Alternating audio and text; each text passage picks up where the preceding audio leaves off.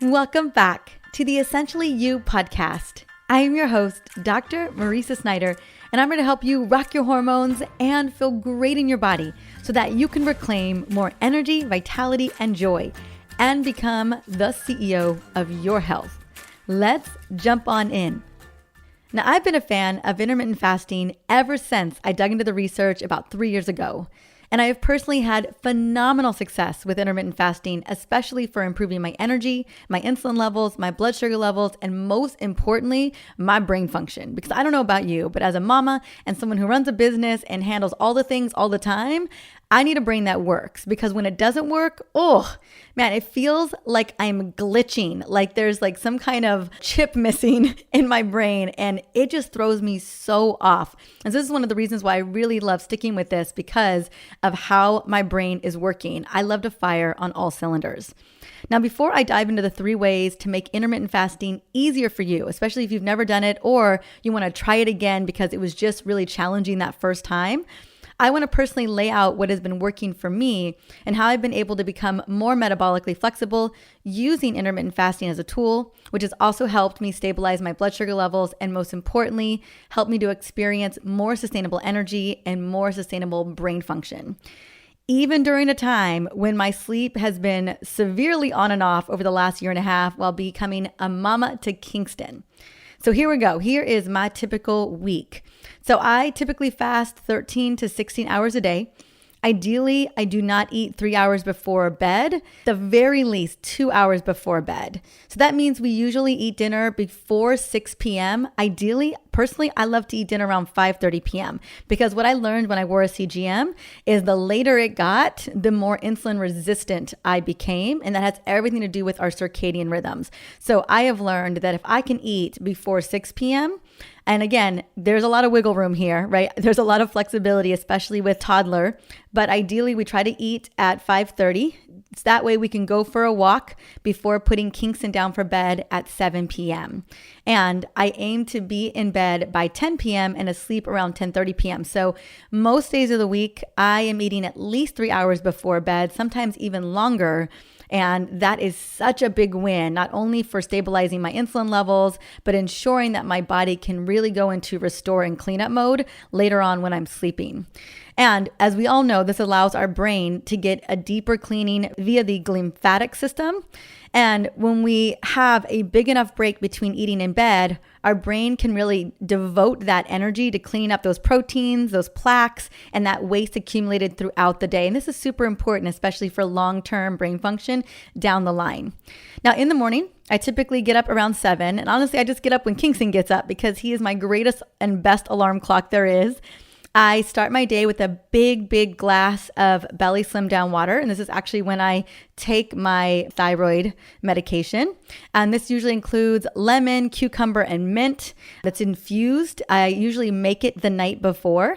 And then about 30 to 45 minutes later, I make an Americano with cinnamon, and then I head outside to walk to the beach stairs. I run 5 sets of stairs at the beach, the Grand View beach stairs, before meditating, which my meditation is about 15 minutes long. And then I head home to do a quick 15-minute Peloton weight workout, sometimes a 20-minute. It just really depends on what I'm choosing. Like, shout out to Jess Sims Flash 15, you know what I'm saying? So I will say that when I was wearing a CGM for the months that I've had it, I find that an Americano with a little bit of cinnamon does not shift my blood sugar levels. It doesn't do anything to them at all. My blood sugar still hovers in the morning around 75 milligrams per deciliter, which is an optimal morning range for general people. Definitely an optimal range for me. Sometimes I see as low as 70 milligrams per deciliter, but I typically don't see lower than that. And I always aim to work out in the morning to take advantage of my natural elevated cortisol levels, right? Our cortisol levels tend to be higher in the morning when they're in a good place. And I'm still in a fasting state, which also allows me to get into a fat burning mode and become more metabolically flexible. And that's super important because I know that as I continue to saunter through perimenopause and into menopause, the more metabolically flexible I am, the better off I'm going to be, especially around my brain working properly. And, you know, here's the deal. Like, I had Kingston at an older age. I had him at 40 years old. And let's do the math, right? I want to be running around with him as a teenager. I just want him to see his mom with so much energy because I really want to model. I want to be the legacy for him as he gets older, right? That's so, so important to me. So then I eat around 10 a.m., which puts me between a 15 and 16 hour fast. And this particular moment, my focus is protein, healthy fats, and carbs in the form of veggies. So my focus, again, after that workout is to aim for 30 plus grams of protein, since I personally need approximately 85 to 100 grams of protein every single day. Again, I'm still breastfeeding, so I don't push my fasting window any further than that. And I'm really mindful to get all of the critical nutrients I need, including supplementation, so that I'm showing up for Kingston. I'm probably going to breastfeed him until he's 2, which is going to be the end of the year. Now, some days it's a green smoothie protein shake with 2 scoops of my essentially whole vanilla or chocolate bone broth protein powder. Personally, I'm obsessed with the chocolate. It is so good. Other days, which is most of the days of the week, I really do prefer real food. And so I do leftovers from the night before. So this morning, I'll share with you in a minute what I ate this morning. Now, I don't eat a carb-heavy breakfast or any carb-heavy breakfast foods or anything like that that will spike my blood sugar, because I know that a blood sugar spike in the morning will likely cause more spikes during the day. I also take my morning supplements with my first meal. That's one of the reasons why I love green smoothies, is because supplements are so easy to take with green smoothies. But again, I often opt for leftovers from the night before. Now, if you want to check out the best breakfast foods for boosting your metabolism, go back to literally earlier this week, Tuesday's episode, which was change your breakfast with these thermogenic foods for more energy all day long. That episode, I bring the business. And I really just put some truths on the table around breakfast and how we can just do the best we can in the morning to really set ourselves up for success. Now, my goal for the day is to focus again on protein, healthy fats, lots and lots and lots and lots of diverse veggies. I drink a lot of water, a lot of decaf teas. I actually have a decaf tea with me right here, and then hot tea later in the night. Now, I'm going to tell you, I have an obsession with iced tea. I love hibiscus iced tea. I don't know if you know, but hibiscus is phenomenal for the cardiovascular system. So I'm a big fan. And I have like this big Yeti, and I put half hibiscus tea in it, iced tea. And then I usually do the big glass Pellegrino bottles you can get from Costco, like the cases. I do half Pellegrino. I do a half squeeze of lime and a bunch of mint. And I drink that all day long. It's like my favorite. I even take this drink to restaurants. I'm not going to lie, because no restaurants make a sexy iced tea, and I'm not drinking, and I want something fun for the summer. So I bring my own Yeti glass to the restaurant. I'm not going to lie. And then my obsession at night to kind of make up for like any little snack or treat, because I know how hard it is to not have late night snacks. I get it. Believe me, I'm in the same boat as you. It is hard. So I drink this Numi chocolate rooibos tea that is so, so good. Now, if you want my best smoothies and shake recipe, in case you were thinking to yourself, like, man, that feels easy.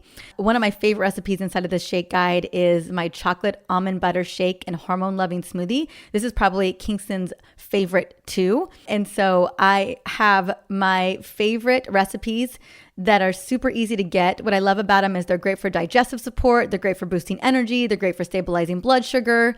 And then if you want to make it even, like most of them are mostly just berries, but you can even make them less sweet and more of a protein shake too. You can just modify them a little bit. I will have the link in the episode. And I also have recipes in my book, The EO Hormone Solution, a part of the 21-day makeover plan. I'm going to be mentioning that a little bit later as well. Now, I have found that maintaining this morning routine most days of the week sets me up for great success. But I don't intermittently fast every single day of the week. I am a big fan of listening to my body. And if I'm feeling really hungry in the morning or extra tired, I will break my fast earlier in the morning. Because at the end of the day, it is about listening and honoring your body and doing what's right for yourself. And the one thing that I don't do is eat after dinner. Now, I did mention that's hard, but this is because I really want to give my body the opportunity to fully repair at night. And I know that if I eat too late, it's going to be really challenging on my gut, my liver, and my brain to really have to work that off, and my metabolism, right? I have seen what happens when I eat late on the CGM. It ain't pretty. I have a terrible fasting blood sugar the next day, and it just wrecks my day for the whole day. So it's crazy. Numbers don't lie. When you see that on an app, on a graph, and you're just like, oh no, my body is like, when it comes to late night eating. And so I do really rely on the iced tea and the warm chocolate rooibos tea to really help me in those moments. And again, the more that we do intermittent fasting and we really eat robust, nutrient dense meals, you're just not hungry later at night. I find that the late night snacking thing, at least for me, is more of a habit. Like, it's crazy how quickly you can get into that habit. And I think that has a lot to do with probably dopamine. It becomes more of a kind of, I wouldn't call it an addictive habit, but definitely your brain gets used to it. But let me tell you, your metabolism does not like it at all for most of us. Okay, so now that I shared how I've integrated intermittent fasting into my routine on the daily and weekly, I want to quickly share the benefits that I've received from it and from my morning routine as well. And the reason why I focus on my morning routine is it makes the biggest difference. Like, if there was a difference maker for you, it is your morning, because it sets a tone for your blood sugar, your metabolism, your energy, your mindset, and your focus. I want you to guard your morning routine so fiercely, like you guard appointments, like you guard your family, right? When we talk about becoming the CEO of your health, this is it right here. This is the moment. Your morning routine is the difference maker for your day, your health, and your life. That I know for sure, because, if there was anywhere that you've got wiggle room to shift and change that will just catapult you into that next level, it's going to be your morning. Now, by incorporating intermittent fasting into my evening and morning routines, as I mentioned before, I have an astounding more amount of energy. I feel an enhanced sense of focus and alertness. And one of the benefits that was just so ancillary was that I feel more creative. I am more creative during the day, and I'm not sluggish at all.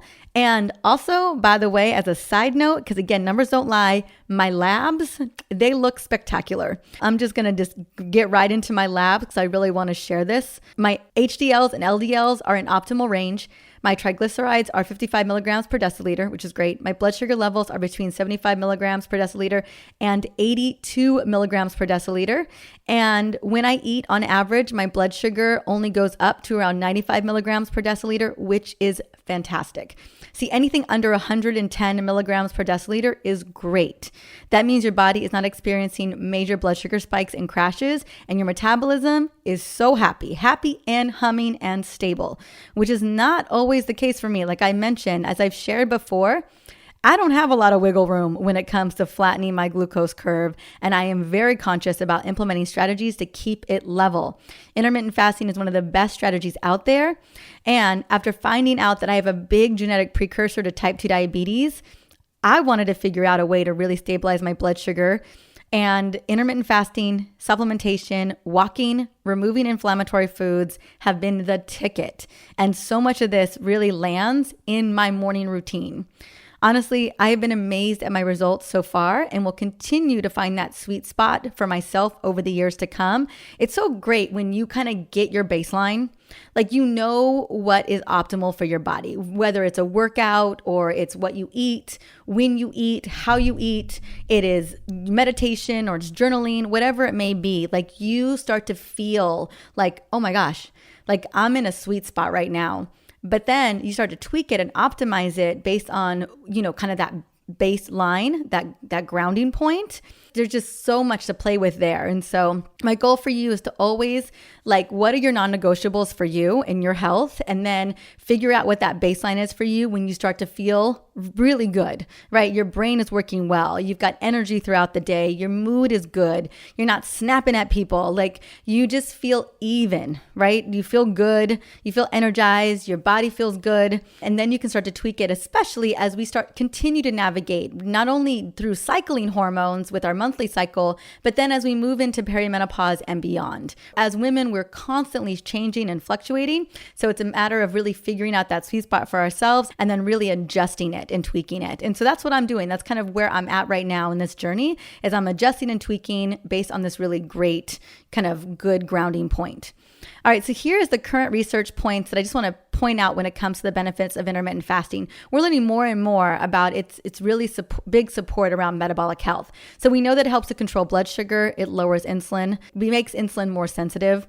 It enhances metabolic flexibility, which that has been a big win for me. Fights inflammation, enhances heart health, weight loss and management, prevention of chronic conditions like dementia, Alzheimer's, diabetes, cardiovascular disease, those types of conditions, understandably, even cancers, enhances sustainable energy, right? Which is one of the big ones for me.